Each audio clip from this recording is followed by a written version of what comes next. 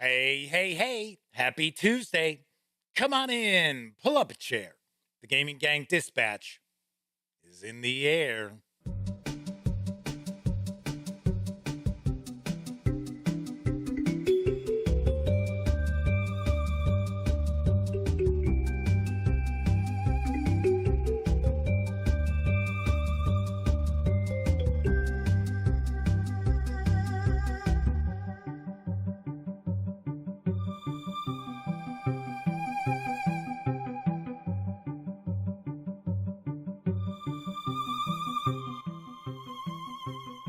Howdy, howdy, howdy, gang, and welcome once again to the Duct Tape Studios.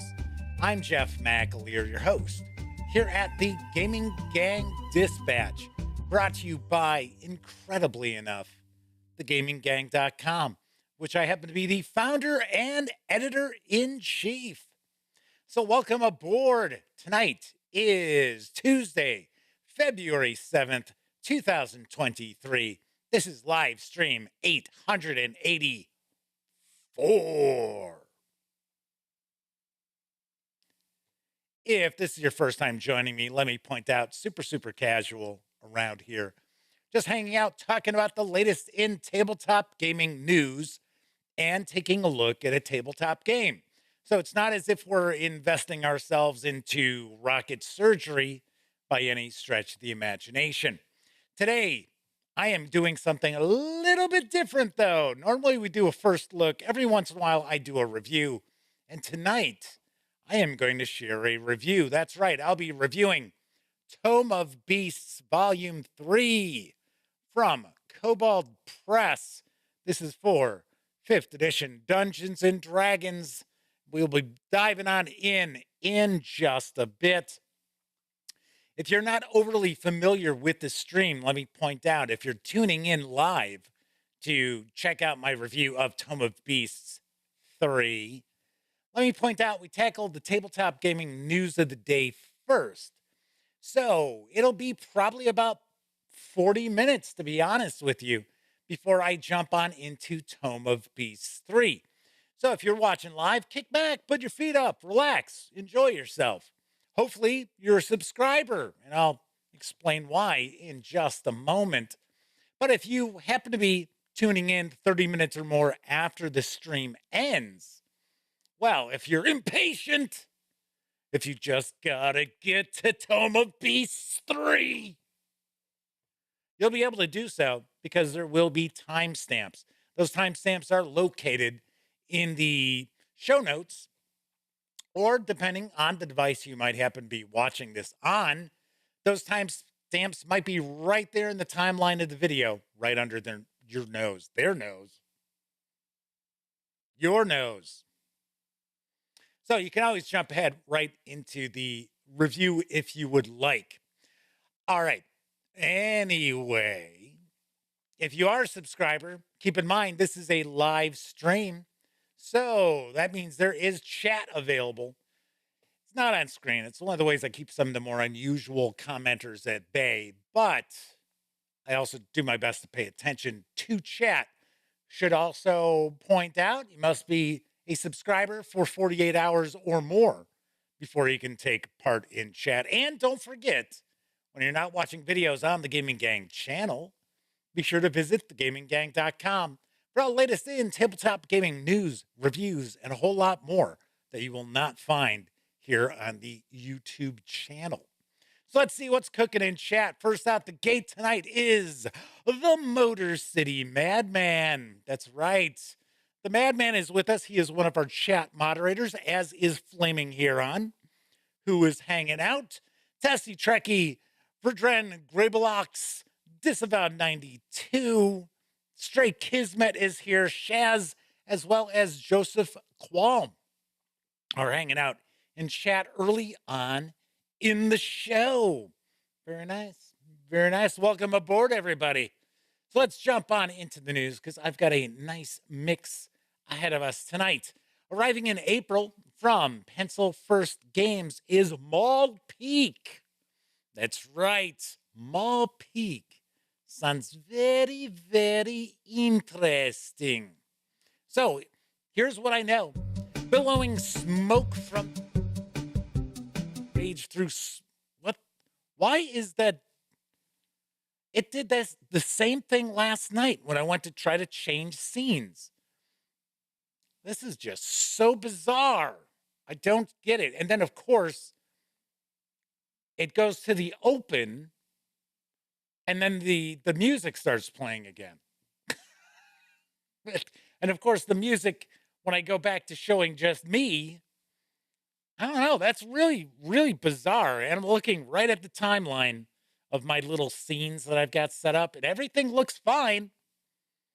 And I'm going to have to dig into this because that's 2 shows in a row that has done that. Very, very unusual. All right, billowing smoke from the north as battles wage through Skull Hollow, a thick, dark haze appears around Maul Peak. The smell of war wafts down through the valley as clouds of wrath engulf towns and villages. As fate spreads the smoke far and wide, destruction follows. A Foxen scout, their fastest, is hastily dispatched to learn more. Ball Peak is a 2-player asymmetrical tactical combat game in which players take the roles of either a tribe of bears or a towering behemoth of a guardian. Ball Peak is a standalone sequel to the original game Skull Hollow, and all guardians and heroes can be pitted against each other. All new guardians work with the original Foxen heroes and map. Bears versus old guardians, bears versus new guardians, you name it. Combining the 2 games also allows up to 4 players to pit 2 guardians versus both bear and Foxen heroes for epic battles. This is a 1 versus many combat situation which creates a fresh, fun 2-player experience. Action takes place on the board and the guardian.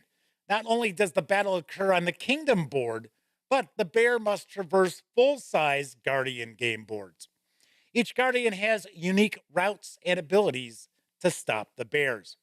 There are dual-purpose cards which give players a wide range of movement and ability powers while keeping them quick to play and easy to play. Unique bear leaders and guardians creates a range of tactics and dynamics, adding depth and strategy that makes each game a new challenge. Ball Peak is for 2 players, ages 12 and up, plays in around 40 minutes. It's going to carry an MSRP of $49.99 when it arrives in April. I like the art style. The art style is kind of cool. Definitely like that. And I like asymmetrical games. I get a kick out of asymmetrical games where each faction, each player has a little different approach to the game. Straight Kismet says, my keyboard is haunted. Truth be told, I did live in a couple of places that were haunted. No joke. Not now. Knock on wood. But I have lived in a couple of places that were haunted. Maybe I'll tell, I'm trying to think of if I've ever shared those stories or not. I don't think I have on the show. Of course, my friends all know about it. In fact, I have friends who were actually in some of these situations. So, scary kids, scary. Kevin R. Smith and Devilham are with us in chat. Welcome to you both. Anyway, this looks kind of cool. It's kind of like an interesting game. I got to say, I've never I've never played any of the pencil first games, but they look pretty interesting. It seems like a pretty decent game company. On to the next news piece. August is going to see the release of one of the most eagerly anticipated board games ever from Stonemaier Games. That's right. Here's the scoop on Expeditions. The standalone sequel to Scythe sends players on a new adventure into Siberia, where a massive meteorite crashed near the Tunguska River, awakening ancient corruption. An expedition led by Dr. Tarkovsky ventures into the Taja to learn about the meteorite and its impact on the land. Itching for adventure, heroes from the war privately fund their own expeditions to Siberia, hoping to find artifacts, overcome challenges, and ultimately achieve glory. Expeditions is a competitive card-driven engine-building game of exploration. It's designed to evoke similar feelings to Scythe, although the mechanisms are different. Play cards to gain power, guile, and unique worker abilities. Move your mech to mysterious locations and gain cards found among the tiles. Use workers, items, meteorites, and quests to enhance your mech, and use power and guile to vanquish corruption. Expeditions will be available both as a standard edition, which has plastic mechs, and an ironclad edition, which will have metal mechs. Expeditions is for 1 to 5 players, ages 14 and up, plays around 90 minutes. The standard edition is going to carry an MSRP of $85, while the ironclad edition will carry an MSRP of $115. Do want to mention you can save on the MSRPs if you pre-order right now over at Stonemaier Games. Like the artwork, dig the style of the mechs and everything. I will be the first to point out that I have not actually played the board game of Scythe. I've only played the PC port of it, and I got to be honest, I couldn't get into it. I know. Actually, strangely enough, Scythe is one of these titles that really gets people going.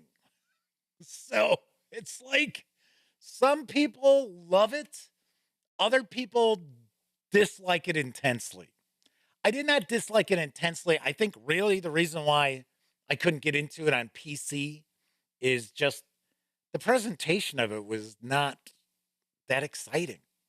It didn't look like, and once again, this wasn't really a Stonemaier Games issue.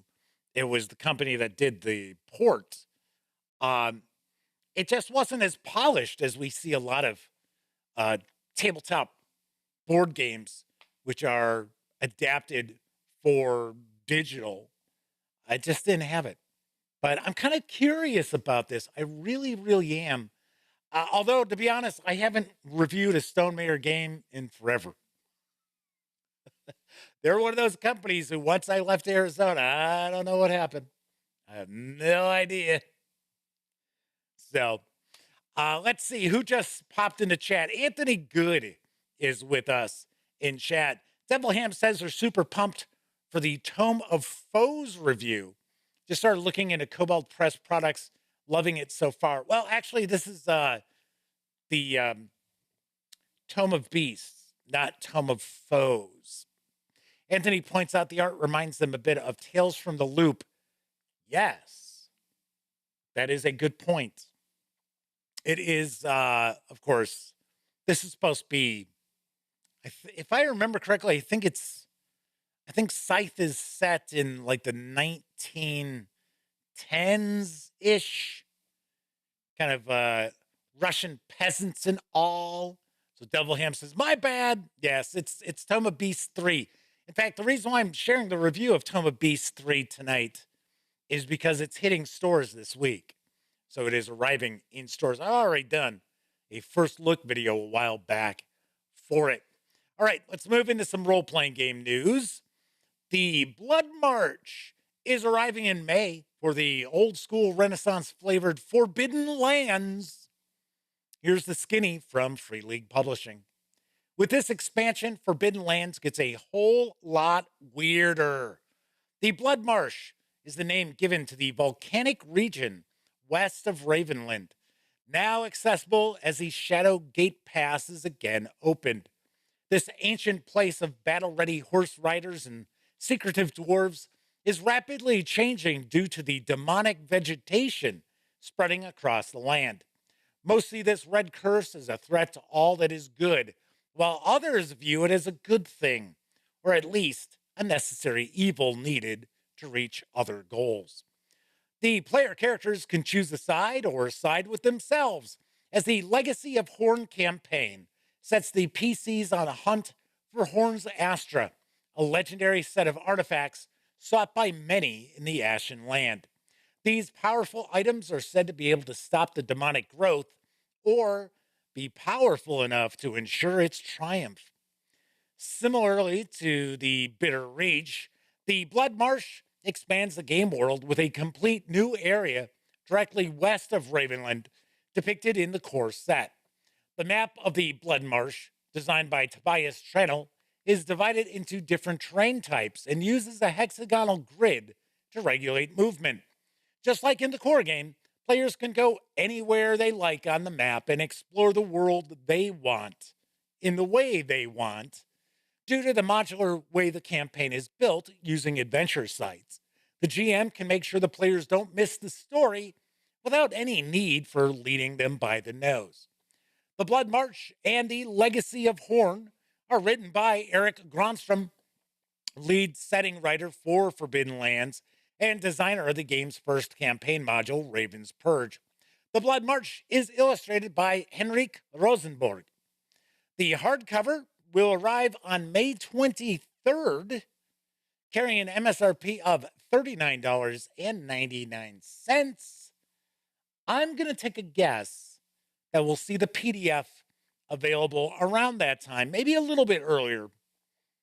Yeah, I would say maybe we'll see this early March is my guess, because Free League tends to release their PDFs a good amount of time earlier than their hardcovers come out.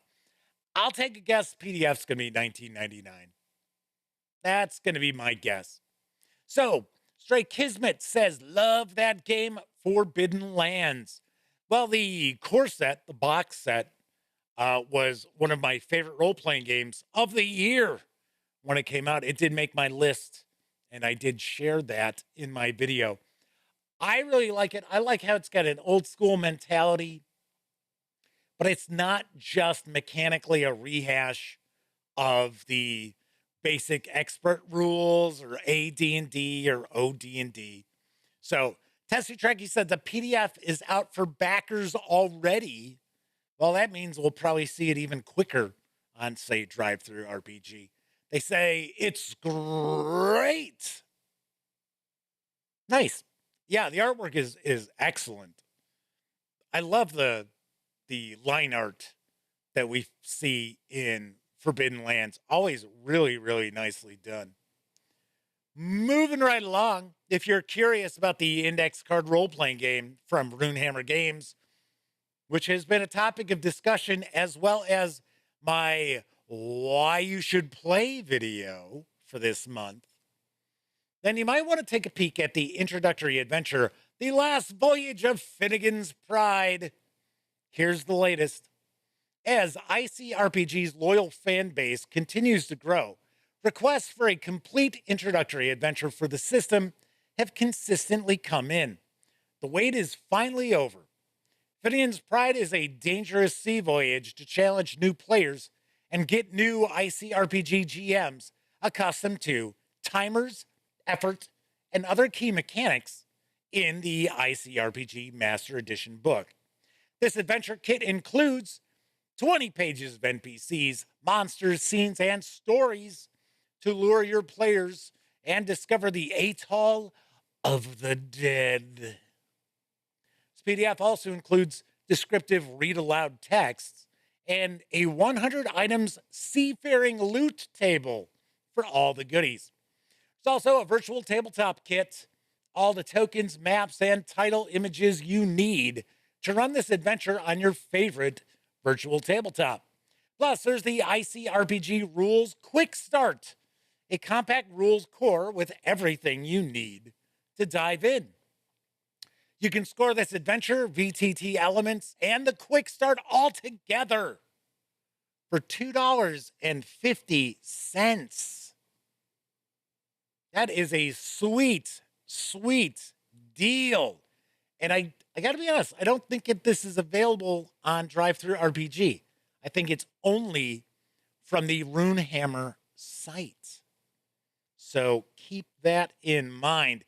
But if you are curious at all with index card role playing game, this is something you should take a peek at. I have to chuckle because there is a PR company that represents both Free League Publishing and Modifius Entertainment.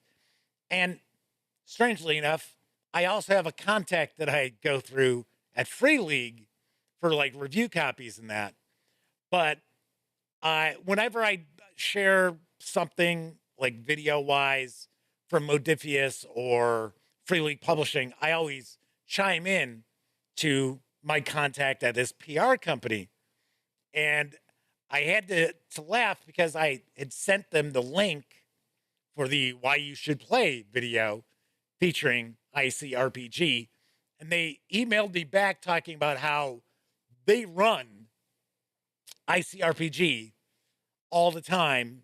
And they're in the middle of doing a Pathfinder adventure path, but using ICRPG.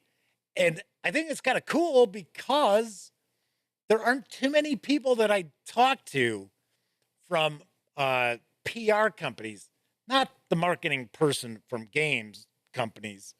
Although I will admit, there are some marketing people with game companies that do not play games that I have found.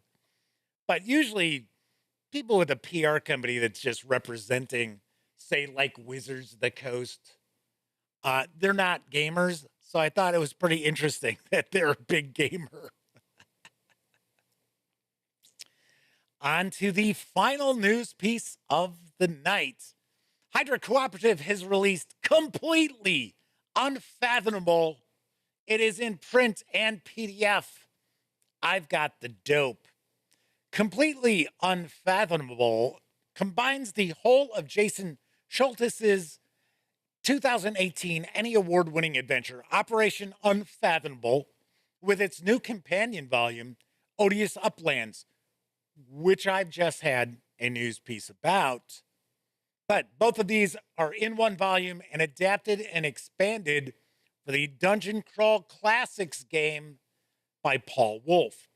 All the material from the OU Player's Guide is included as well.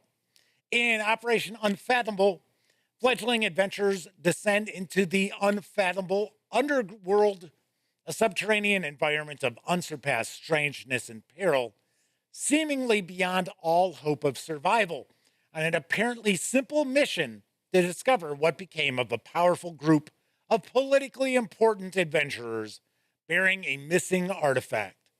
Should any of their number manage to survive, the odious uplands await. The brave companions emerge into the untamed wilds of Stonespear Province, a land bathed in the dim radiance and ineffable influence of the Chaos Aurora, and inhabited by all manner of megafauna, vicious saber-toothed apes, woolly Neanderthal rangers, scarcely describable entities staggering forth from the underworld, and other adventurers seeking their fortunes. Completely Unfathomable includes a fully described section of the underworld, a subterranean crossroads populated with scads of unique monsters, NPCs, chaos godlings, and intruders from neighboring realities to confound, befriend, ignore, or destroy player characters and or each other. A high-level adventure for a rabble of zero-level nobodies. The lands above also overflow with opportunity for adventure. Fresh PCs can loot the buried Tower of Enlightenment, waylay underworld merchants, or join archaeological expeditions to the fossil forest, among heaps of options. As PCs advance, they might help thwart an underworld incursion, attempt to destroy a wanton godling, or seek the fabled Chaos Converter atop Mount Impossible. There's also Fort Enterprise, a fully detailed wilderness settlement whose high anti-monster walls provide reliable shelter from Macedonian behemoths and other local terrors. Player characters embroiled within must instead contend with the worst monsters of them all, human beings. Jobs posted daily free, jolly, flavorless, like an ale. Includes 5 new dungeon crawl classes, including the Citizen Lich and Underworld Ranger, or play as a woolly Neanderthal or Underworld Otter. Yes, you heard me correctly, an Underworld Otter. Also includes a selection of terrifying new patrons and associated spells. It is 335 pages jam-packed with maps and over 250 illustrations. There are 3 variant covers to choose from, each designed by Hydra Co-op's own Trey Causey. This 335-page hardcover with PDF is available print on demand from DriveThruRPG for $35. That's a pretty smoking deal. Or you can grab just the PDF alone for $20. Yes. I have always heard good things about Operation Unfathomable. And gotta say, the artwork looks pretty sharp too. I do understand this is a gonzo kind of setting. So yes. Flaming Red says, Underworld Otters? Is this Wind in the Willows now? Yes, it is. It is exactly that. But I don't know. I would love to take a look at this. I really would. And we had already had the news piece about Odious Overland. Isn't that it? I just said it. Oh, Uplands. That's right. And this volume actually collects the Operation Unfathomable and the new adventure, which I think is 100 and some pages, and some extra content, and it's all ported over to Dungeon Crawl Classics, because I think originally it is for, I think it's old school essentials, or it's just like Swords and Wizardry. It's just kind of like BX. All right, so this is, as I mentioned, now available over at DriveThruRPG. So that is it for the news tonight. Of course, I was just talking about DriveThruRPG. Don't forget, the gaming gang, thus the Dispatch, is affiliated with the One Bookshelf sites. So if you are going to visit DriveThruRPG, please stop by thegaminggang.com first. Click on one of our banner ads. That way, if you happen to make a purchase, I get a small portion of that sale. And all those nickels, dimes, and quarters really do add up and help keep thegaminggang.com around. I should mention, earlier today, they launched a sale on DriveThruRPG for, I think it's all of the Osprey Games role-playing games are 40% off. Role-playing games from Osprey Games, not the miniatures rules. So if you're looking, oh, hey, I can get Frostgrave or Stargrave. No, those are not on sale, but role-playing games are. In fact, I just saw Hard City, which we looked at not too long ago. It's a noir role-playing game. I want to say it's $10 in PDF. And you probably already know this, Osprey Games PDFs are not, I mean, they're not outrageously expensive, but compared to the actual physical books, they are a bit pricey. So usually what we see, most companies, they'll have their PDFs half the price of their physical books, which to me is still kind of odd, but you know, that's kind of a given nowadays. A bit more with Osprey Games. So if one of their, let's say one of their hardcover releases is $35, it's normally $24.50 in PDF. I've even seen some of their game books, which are $30, be $24.50 in PDF, which to me, that's pretty weird.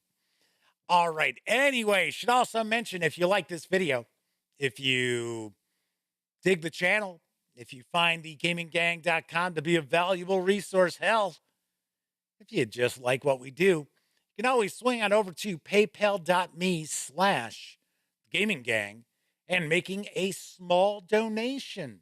And thankfully enough, there are many people out there who do use our banner ads for the One Bookshelf sites and or stop by paypal.me. So thank you very much. Very, very much. Thank you very kindly. So Flaming Heron says, yeah, those prices are pretty good for the Osprey releases. So Stray Kismet said, I'm weak, got completely unfathomable.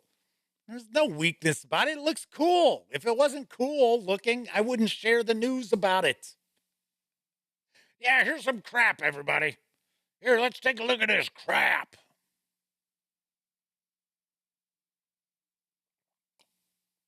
So I'm going to dive into my review of Tome of Beasts III in just a few moments. But something I wanted to mention, kind of irritating.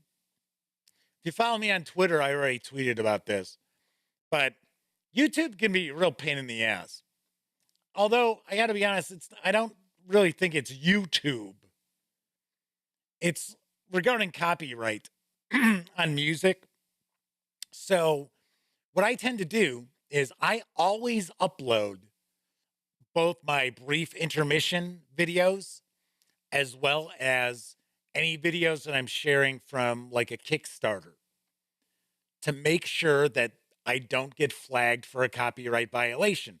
Because what'll happen is that it's not really a strike. It's not a copyright strike, but you won't be able to monetize that video. So anything that's in that video, like, I make a few bucks here and there. Anything that comes in from that video then goes to the copyright holder.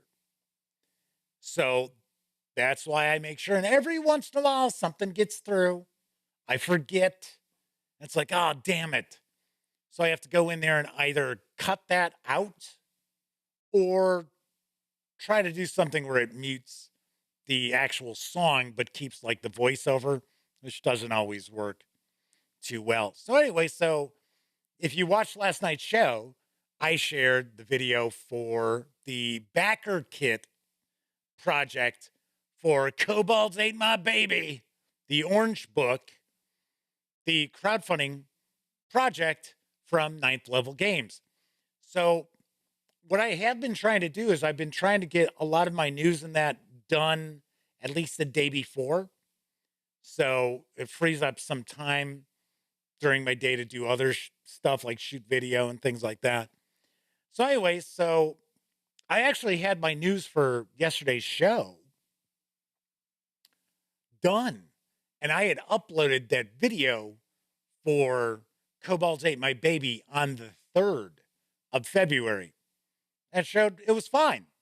So what'll happen is it'll be a little green $sign if everything's okay. And if not, you'll get a little message and it'll be a red $sign with a slash through it saying, it's ineligible. Well, everything was fine. Green $sign. I'm like, okay. So I included it in last night's show.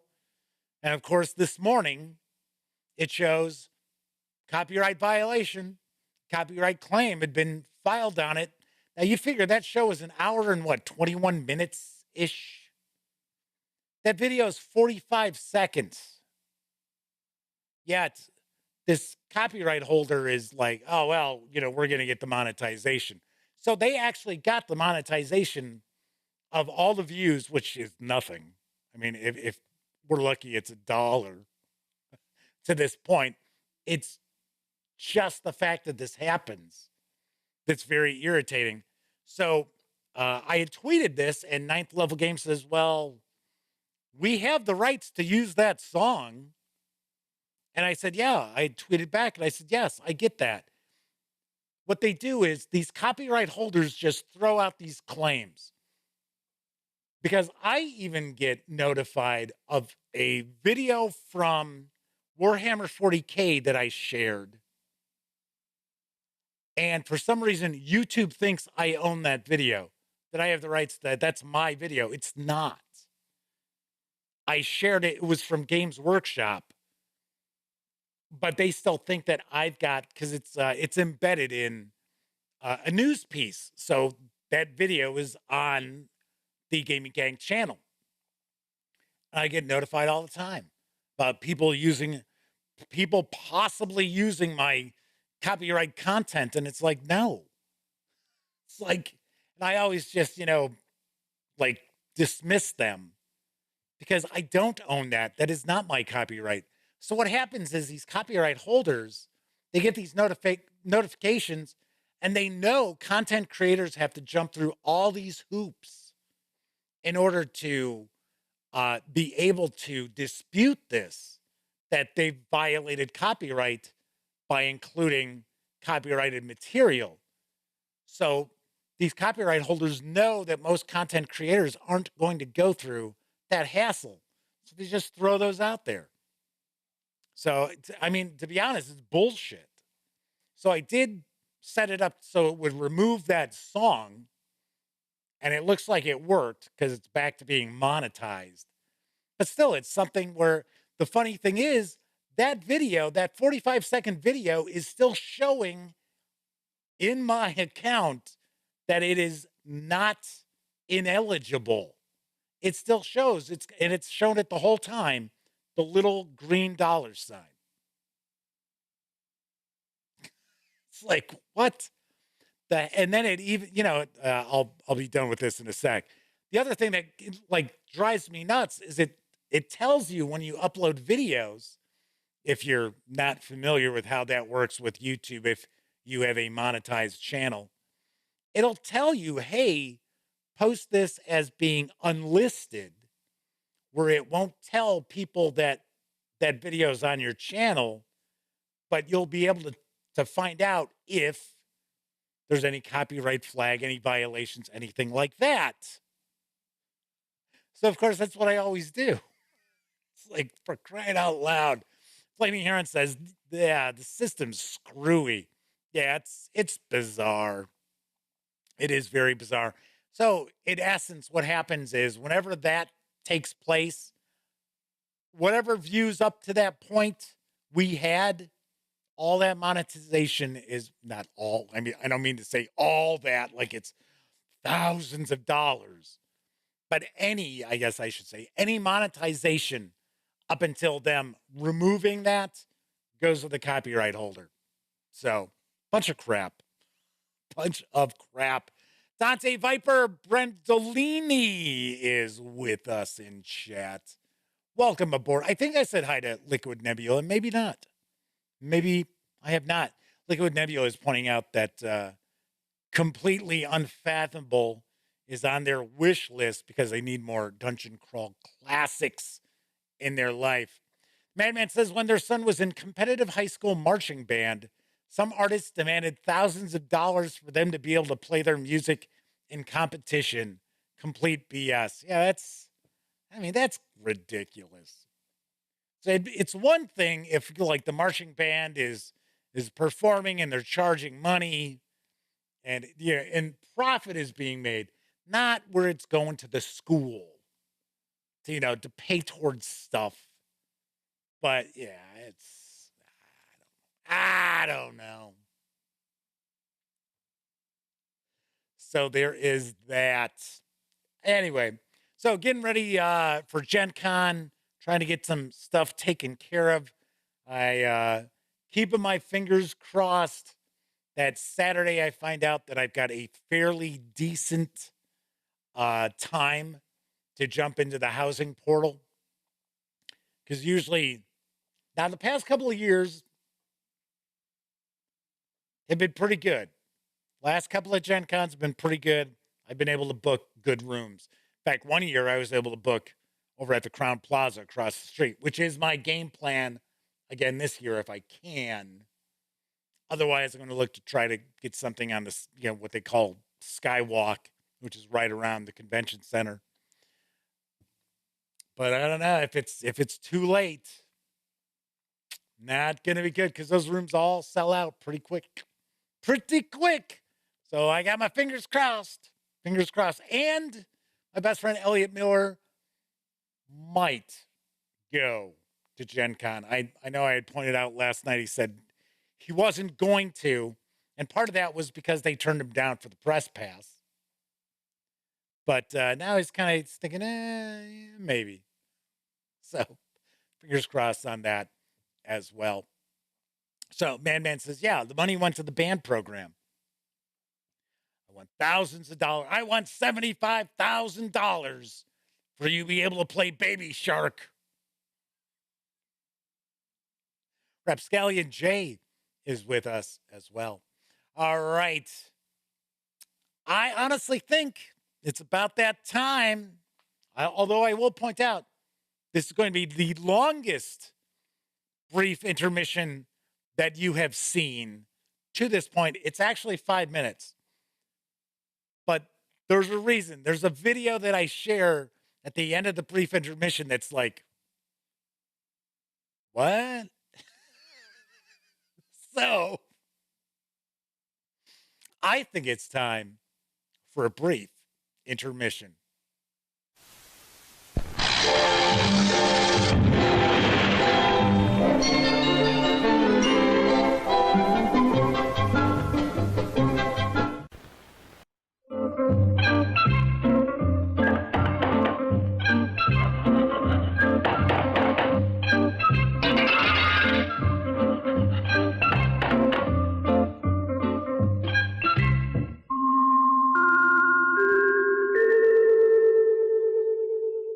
When the job's all finished or it's finished, you deserve a bottle of that golden brew. Beautiful, golden, beautiful.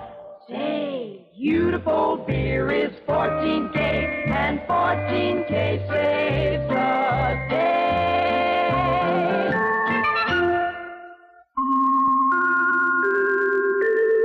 Ah, beer at its golden best.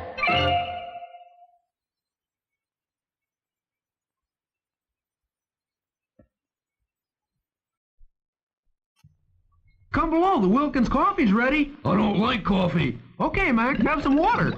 I must have said the wrong thing.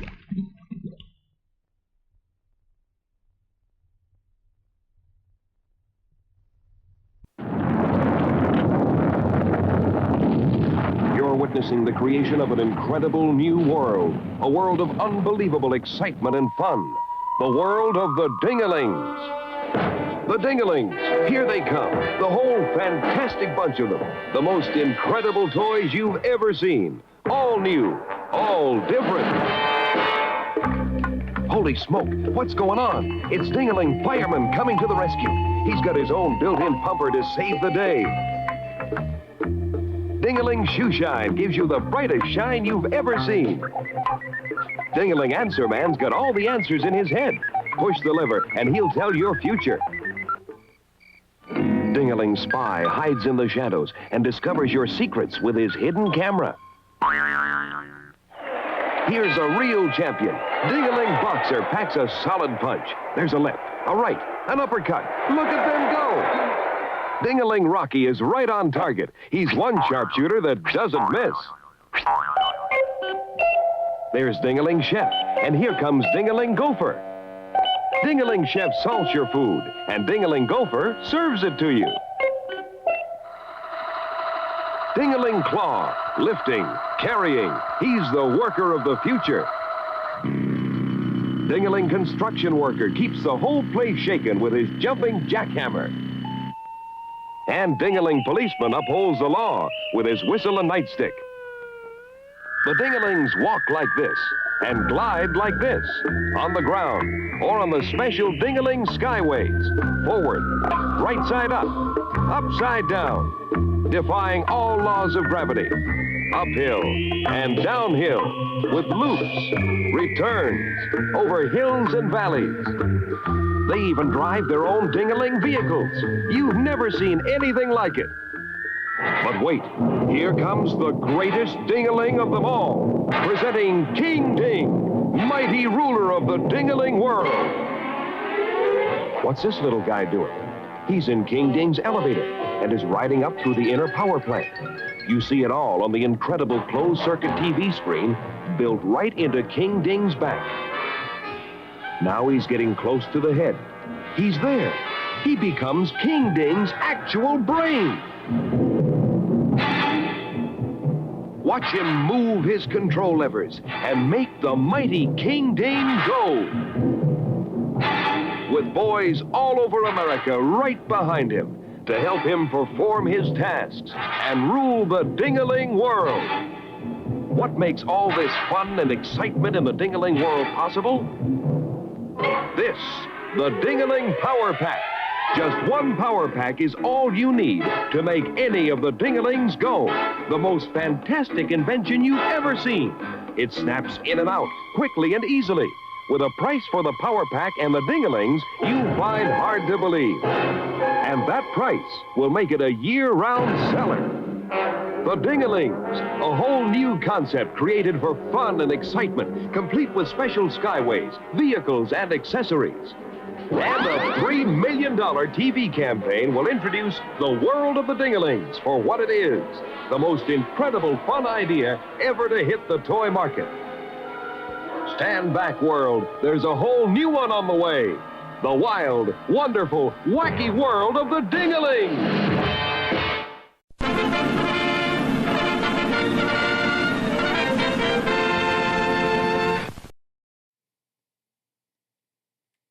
Aha! So, yes. So I see from all the people making comments in chat that they did find those ding-a-lings to be kind of unusual. So I was going to say, the first thing that we learned in that brief intermission is don't allow alcoholics to try to repair your furniture.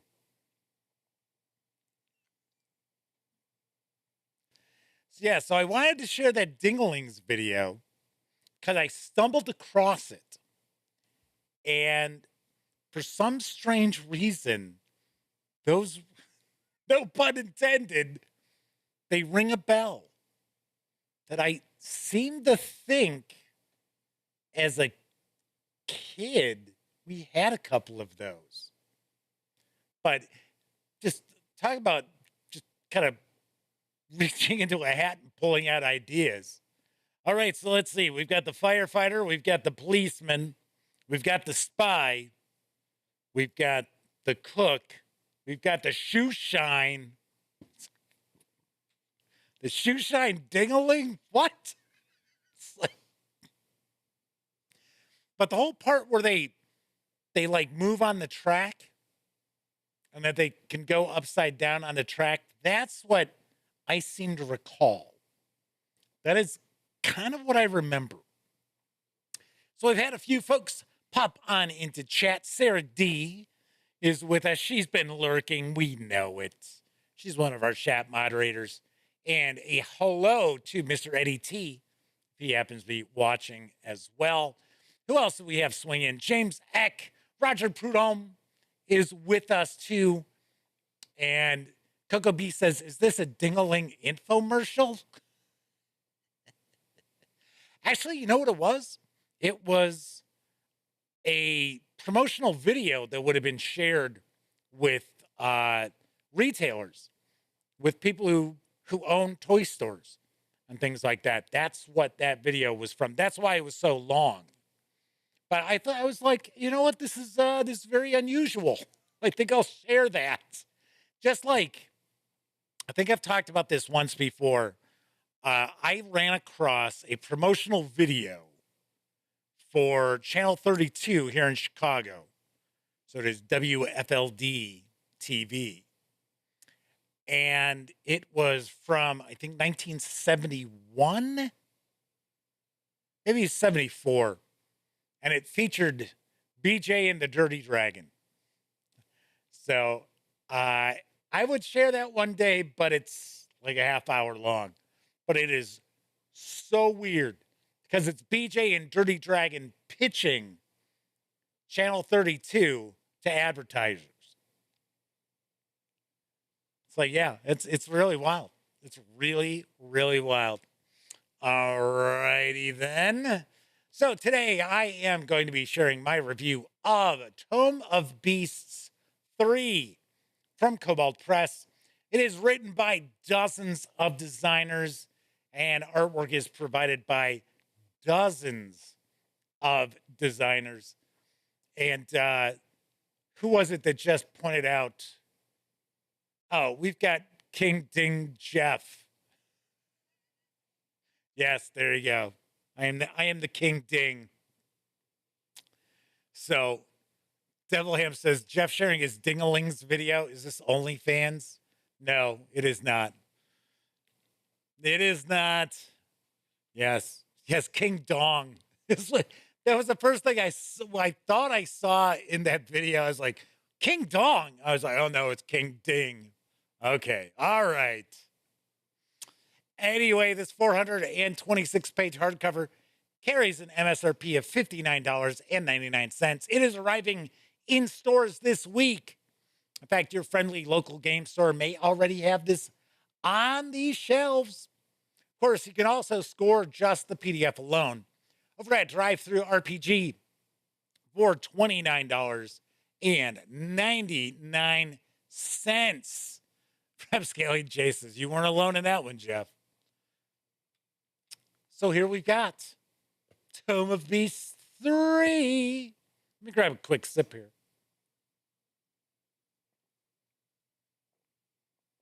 A few things I want to mention before we jump on in. First of all, fine folks over at Kobold Press were kind enough to provide me with this review copy, but neither I nor anyone else associated with the gaming gang has received any other sort of compensation for me to share this review with you. So it's important that you know that. We're not going to look at each and every page, but I do want to give you a very good feel for what's in Tome of Beasts 3. And got to point out, if you are a player, there's some spoilers here because these are monsters and NPCs. There are some NPCs in here as well. Vernon Grablock says, I'm confused. We use Alliance. We got this in December. According to, I'm trying to remember the distributor. Can't off the top of my head, I can't remember the distributor. They're indicating that this is hitting stores this week. Because to be honest, I thought this was already out too. So, but it's not Alliance. In fact, give me a second here. I can tell you. PhD Games. And no, it's either PhD or GTS distribution that's indicating that this is finally arriving in stores. But yeah, like I said, I thought this was already out until I saw that. Anyway, although in December, I think December's, yeah, I guess that would be right. Because it's been a while since I did my first look. So, well, regardless, if it's already out, it's out. But this is my review. So, there are over 400 monsters included in Tome of Beasts 3. So, as I had mentioned, we have got loads of designers. So, this whole section here, that is all the designers. So we had guest designers, backer designers, because usually with the Kobold Press bestiaries, they will also include opportunities for backers to be able to add designs and have designs included in the mix. Kevin R. Smith says it's been going out to Kickstarter backers. That I knew, because I knew that's how I got this. Because I got this in the wave because that's sometimes how Kobold Press will send out review copies, is when the Kickstarters are being sent out, when the Kickstarter backers are receiving their copies, then the review copies go out. So, talking about using the book. So, as far as the actual entries, I found throughout, for one, artwork, top notch. Really, really well done. And the artwork is also in a similar vein to what you would see in Wizards of the Coast releases for 5e D&D. That is something that Kobold Press kind of tries to stick with is they attempt to have a similar art style. In fact, I would take a guess some of these artists are the same artists who create content for D&D. But one thing about Kobold Press releases is the artwork is always excellent. It is always excellent. So what you're going to find, yes, animated offal. Yes, that's kind of gross. So what you're going to find with each of these entries is you're going to get your traditional stat blocks, but most of these will have a bit more than what you might encounter with, say, a traditional 5e monster entry or creature entry or NPC entry. A lot of these monsters have additional actions. They've got legendary actions. So they tend to be, at least in my opinion, coming from a game master's perspective, they strike me as being far more interesting in many ways to be able to play, to run as a game master than some of their just standard run-of-the-mill kind of monsters and creatures. There just seems to be a little bit of extra oomph, I guess I would say, with many of these creatures. Now, I do have some knocks against this book. So it's not as if this is going to be just, glowing love, just overflowing. I think this is an excellent book. Don't get me wrong. But I will point out that there are some entries in here, some creatures in here that feel redundant. That sort of like, we'll get a couple of entries of different creatures, and it's sort of like, well, this sort of does the same thing. I'm not sure why we have this. So as I mentioned, there are over 400 entries in Tome of Beasts III, and I would say maybe 40 of them I thought, not necessarily that they were very similar, just they were kind of, Yes, Flaming Ryan says, little quibbles then. Yeah, that's more like it. I would say I have some quibbles with this.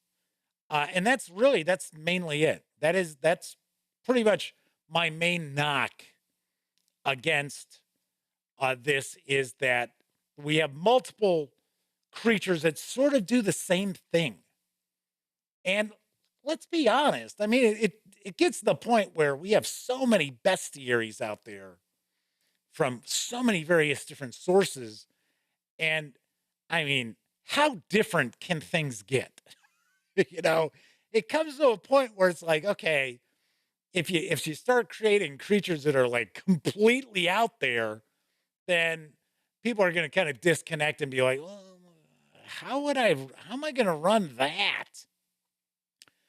I will point out there are some creatures in here that either come from various different cultures, mythology, and legends, where we don't necessarily get information that it is from or at least it seems to me. Now, once again, got to remember, it's not as if I am well-versed in every single culture's legends and myths, but there are some creatures that have popped up where I'm like, oh, I could swear that's from Scandinavian mythology, Norwegian mythology, but then there's no mention of it. So, I wouldn't go as far as saying it's cultural appropriation kind of stuff, but it would have been nice to have gotten maybe some acknowledgement if that tends to be the case. But I know for a fact there's a few in here that are taken from legends and myths. And it would have just been nice to, even if it was a sentence or two, which actually would also free you up to investigate those creatures more online if they caught your fancy. So as an example, we're going to take a look at one of the creatures here. Now, for most of these, you'll see that the information is all packed onto one page. It's something else I would have liked to have seen. Some of these creatures, even if they had trimmed down the number of entries, I would have liked to have seen a little more expansion on the ideas that are shared here. Because there are quite a few of these monsters and creatures that are really cool that I would have liked to have seen a couple of pages on as opposed to just one. So we have the Mush Marcher fungi. A hulking red and white mushroom stomps forward. As it patrols, the gills beneath its cap taste the air for any sign of movement. When the ritual is performed on a patch of moondrop agaricus on a night of a full moon, the fruiting bodies of these rare mushrooms begin a slow transformation. By the next full moon, between 1 and 3 of these mushrooms sprout to a great size, uprooting themselves with 3 thick legs and patrolling the nearby area, awaiting orders. Mush Marchers are friendly and loyal to their grower, following their orders almost instinctively. If its grower is especially neglectful or cruel, a Mush Marcher abandons them, setting out to find a new purpose in life, becoming hostile to its grower only as a last resort. While obscure, the ritual to create Mush Marchers overlaps many disciplines. I almost said disciples. And druids, alchemists, and wizards might stumble across the ritual needed to create them. Thus, Mush Marchers can be found in druidic groves, wizard towers, priestly caverns, or hidden laboratories in cities and villages. So we get its actions. It's multi-attack. The mycelial harpoon, which is a ranged attack. There's the harpoon right there. Spore-laced claw, slowing spores, and bonus actions. Recall harpoon. The Mush Marcher pulls on the mycelial threads, connecting it to its harpoon, returning the harpoon to its empty hand. If the harpoon is stuck in a creature, that creature must succeed on a DC 13 strength saving throw or be pulled up to 15 feet toward the Mush Marcher. Kind of cool. I like this. I like this one. And once again, like the artwork, it's the badass mushroom. So we have some fungi. We get new demons. We have new dragons. So we have some new giants as well. So as you can see, there is plenty to choose from. Hopefully tonight's the video is sharp again. I know last night everybody was saying it looked pretty good with the 4K down sampling that I'm trying. Because as I had mentioned before, I only have so much bandwidth for the upload that I can utilize. So I'm trying to get you as sharp an image as I possibly can in that bandwidth. Just giving you a look at some of the various different entries here. So I remember, I think I'd mentioned this before. First time I interviewed Wolfgang Bauer from Kobold Press, I asked, did he prefer the draconic kobolds, or because Wolfgang Bauer has been involved with role-playing games about as long as I have, maybe a little longer. Of course, as a creator, that's him, not me. But he well remembers the dog-like kobolds. And I had asked him, I said, so which one do you really prefer? And he said, oh, he liked the draconic. I was like, oh, okay. It's like, yeah, I see why. Because you got all in your books already. But I got to point out, this just, completely off topic. Well, not off topic with kobolds. I really like the design style of the Pathfinder kobolds. So there's just something about them I like. So, whereas this is, where do we? Oh, there we go. Hang on. That's more along the lines of what we expect a kobold to look like for 5e. Although without, looking a bit shabbier than that. I like the kind of, it's almost like a newt look to the Pathfinder kobolds. But as I mentioned, there are a lot of really interesting creatures in here. And then we get stuff like musk deer. Sort of like, this is one of those 40 where I'm kind of like, just want to give you a nice look into all of this.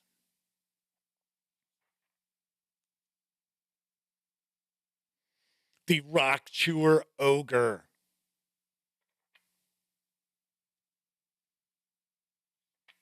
Quite a few like slimes and oozes in here. And there are a handful of like really bizarre entries. It's kind of like, I don't know how I'd be using that in a game. But all in all, really, really impressive, especially considering just the wide swath of designers that are included in this book, that the level of very solid or better entries, the number, I should say, of really solid or better entries is damn high. It really, really is. So as I mentioned before, I would have liked to have seen some of these get a bit more detail. See, some of these get 2-page treatments as opposed to the vast majority only getting one. So the Madman says, I own Tome of Beasts 1 and 2, but didn't back this one. Thought I had enough for my game groups. Now I want to pick this up too when it's available. So that's the other thing that I would mention. Here's another one I thought was kind of like, all right, this is weird.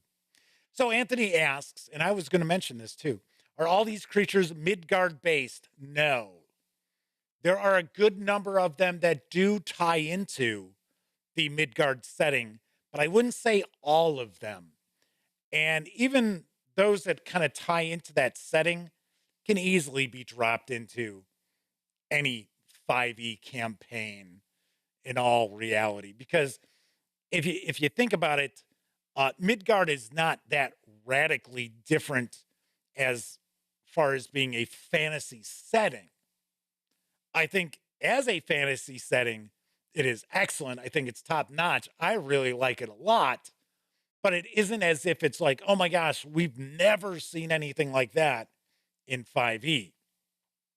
So even the entries that are tied into Kobold's house setting could be used any place. So the other thing I was going to mention is that I kind of think, depending on the number of bestiaries you have, is going to really, in some ways, determine how essential picking up Tome of Beasts 3 might be. I have the other Tome of Beasts, the 1 and 2, which Kobold Press was kind enough to have sent along a while back, a couple of years ago, when I first, well, it's more than 2 years now, about 2.5 years ago. And I would say out of the 3 books, I like the first 2 a little bit better, just a tiny bit. This is still excellent. Don't get me wrong. I highly recommend Tome of Beasts 3. It's just, I think, and that would go without saying, because, you know, at some point you start running out of ideas. So Coco B says, I hear Kobold. I think Dave Sutherland 1E version. Yeah, little dog creatures, dog face creatures, like the Kobolds Ate My Baby.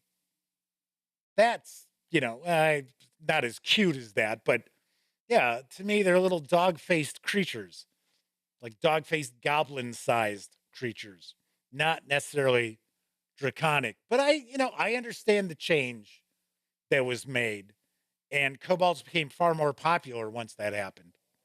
They all want to grow up and be dragons. I always think that's kind of funny.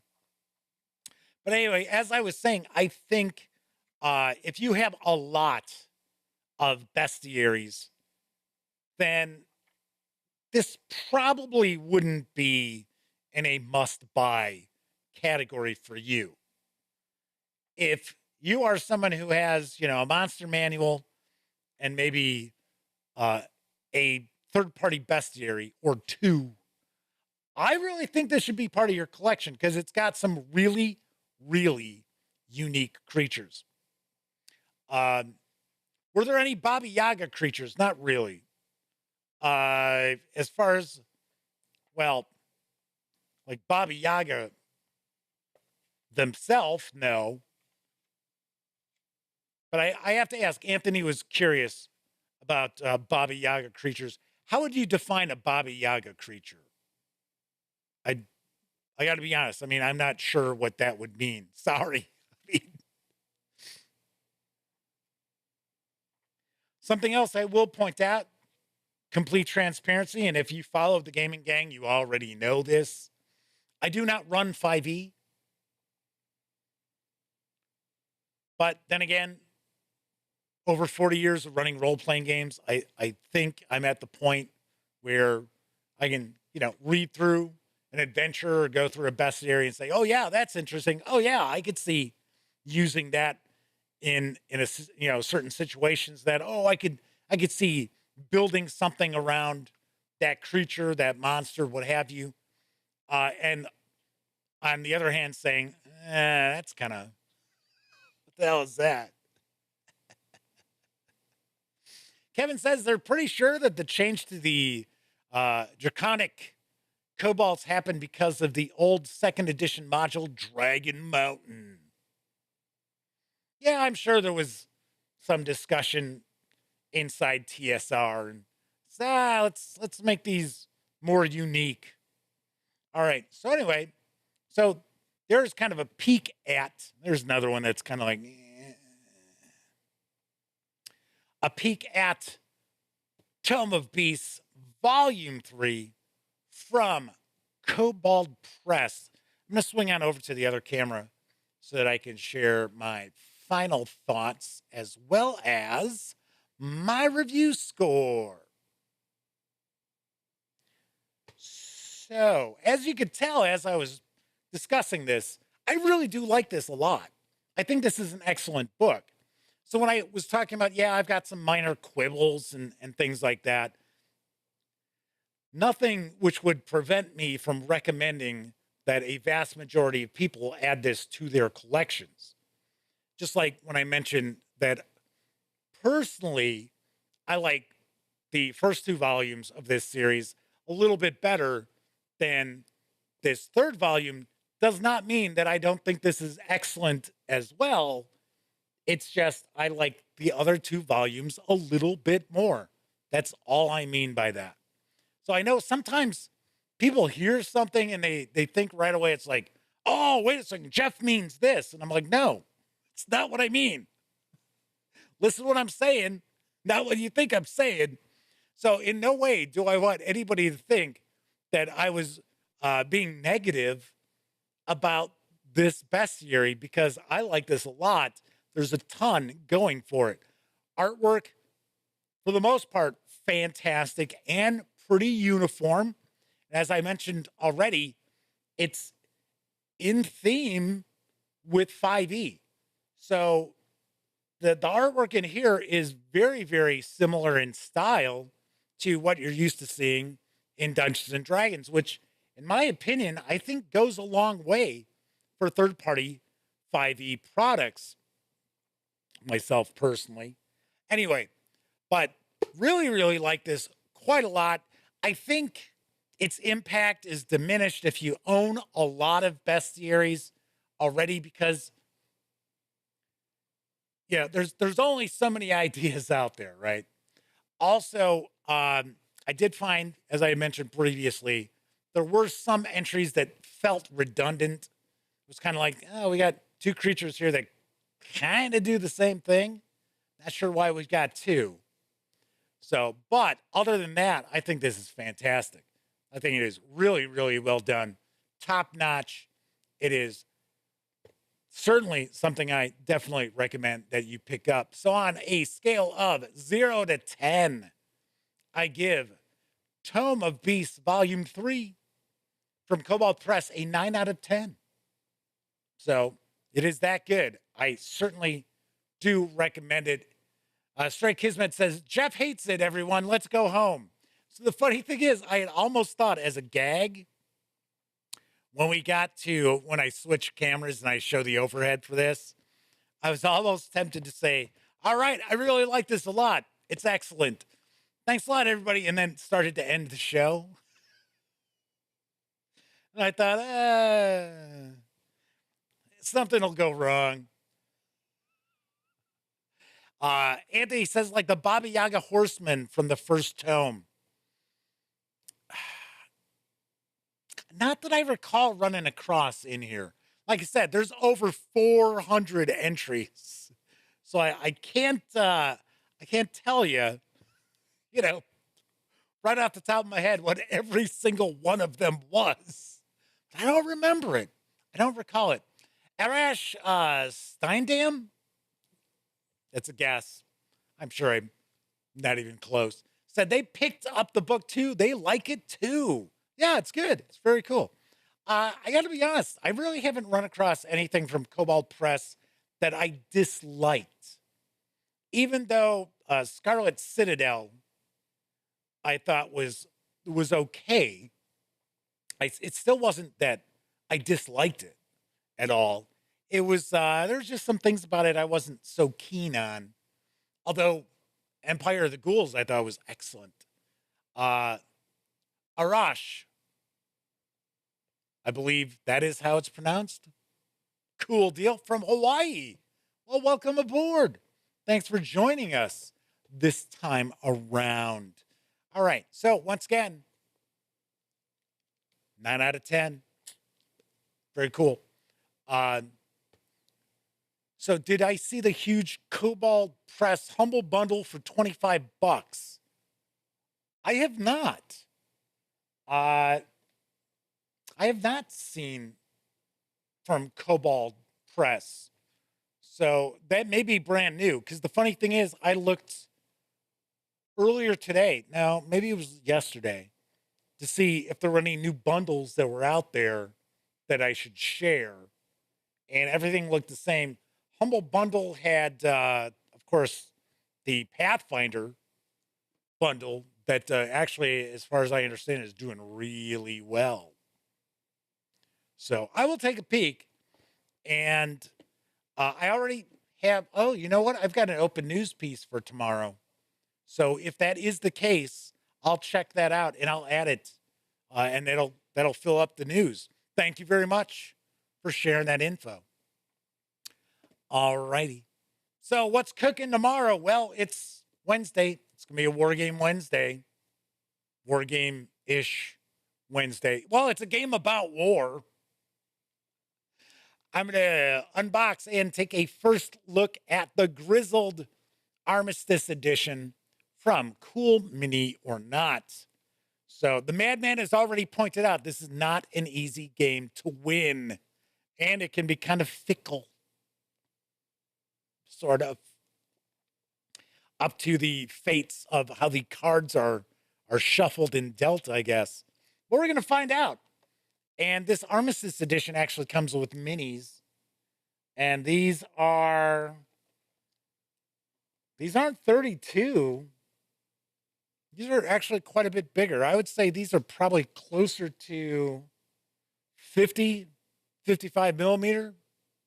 So, because if they were 28s to 32s, you wouldn't be seeing them as easily as you do here. So, of course, we'll get a much closer look at the minis in here. Batman says the Grizzled is still a fun game to play. Nice. Well, as I had mentioned, this is not a review copy.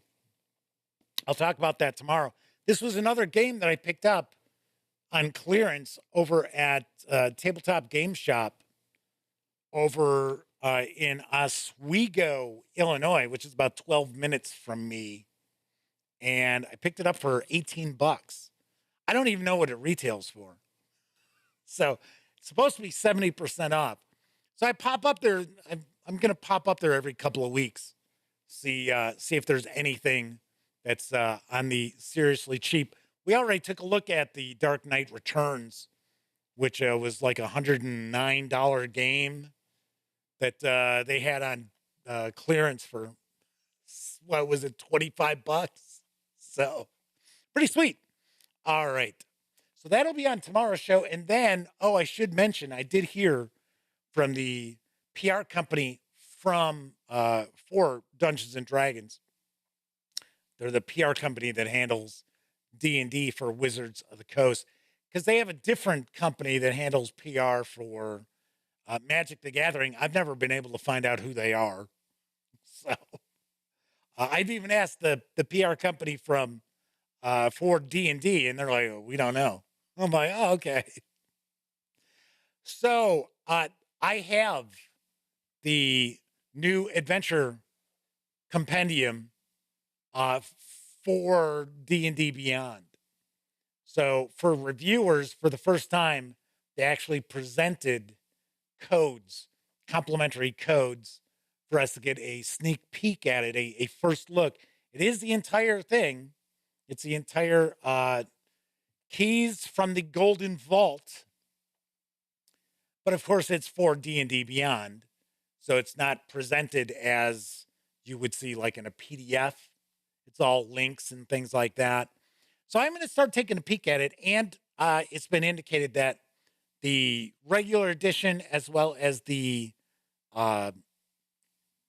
alternate art, the one that's always available at the retailer, those are being sent. So we will get to take a look at the newest book for Dungeons and Dragons. When it's arriving, I don't know. I'll take a stab. Maybe it's next week, because I think its street date is the 21st. But then again, the last release, reviewers didn't get a copy of it until I think it showed up like 3 days before it went on sale. If it wasn't the last one, is the one before that. So Flaming Heron says, guess you can't tell us yet how much of a train wreck it is. No, because at first it just went into my account this morning. So I had gotten an email with the code to redeem, and I redeemed it last night, but it wasn't available yet. So it was about 9 o'clock my time this morning that I got an email saying that it was now available. So I just took a quick peek. So I have not looked at it at all, but I will take a peek at a couple of the adventures just to get an idea.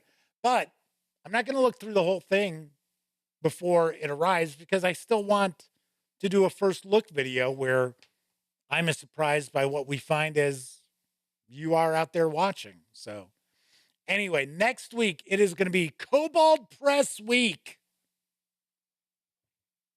So if we do see that D&D release next week, that will be what's on the stream. And if it happens to show up on a day that I am not doing a live stream, I will do a special live stream where we take a peek at what's inside. But if it doesn't show up Monday, Tuesday, or Wednesday, we will be looking at Tome of Beasts III Layers. Hey, that kind of goes along with, I should say these are all reviews. These are not first looks. These are all reviews. So I'll be reviewing Tome of Beasts III Layers on Monday's show. Then the Book of Ebon Tides. And finally on Wednesday, I will review Tales from the Shadows. So all next week, Kobold Press reviews. So if you are interested in Kobold Press, who I really enjoy the vast majority of what they release. In fact, I say it all the time that in my opinion, I would say the batting average for Kobold Press and their Dungeons and Dragons releases is far higher than Wizards of the Coast and their Dungeons and Dragons releases. But that's just me. Flaming Heron says, a week of reviews. Nice. Yeah, it's been a while. It's been a while. I know we did that month full of reviews where every show was a review. That was pretty wild. In fact, every day over at the Gaming Gang, there was a new review of some sort. So, not ready to do that again. Not soon. All right. Anyway, that is it for this time out. If you like this video, by all means, please give it a quick thumbs up. Subscribe to the channel if you haven't already. And if you do subscribe, ding that bell. It'll not only let you know when the Dispatch streams live Monday, Tuesday, and Wednesday evenings right here on YouTube at 7 p.m. Central.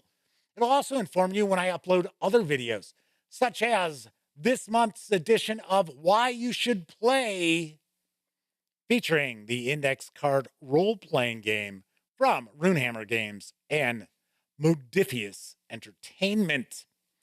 If you were watching live, thank you very much. If you watched live and took part in chat, big tip of the cap. Who knows? Maybe you'll have one of those mushroom murkers, the big giant mushrooms, swing on over to your house and say a big hello for taking part in chat. Not really. Anyway, I know a lot of people out there, you don't have an opportunity to watch live. Doesn't matter if you're watching live or on Memorex.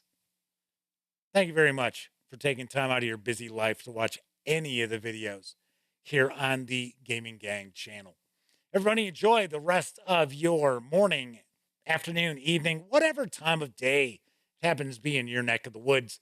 I'll be back tomorrow, and here's hoping each and every one of you gets to enjoy plenty of great gaming with your gang.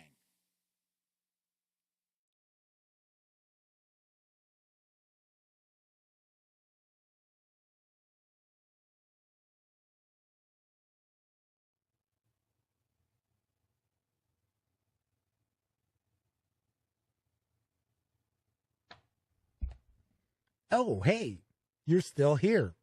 That's okay. You don't have to leave just yet. In fact, why don't you subscribe to the Gaming Gang channel right here, or take a peek at the latest live stream, or even find out what YouTube recommends you check out from the channel. And of course, I'm Jeff McAleer. Thanks again for watching.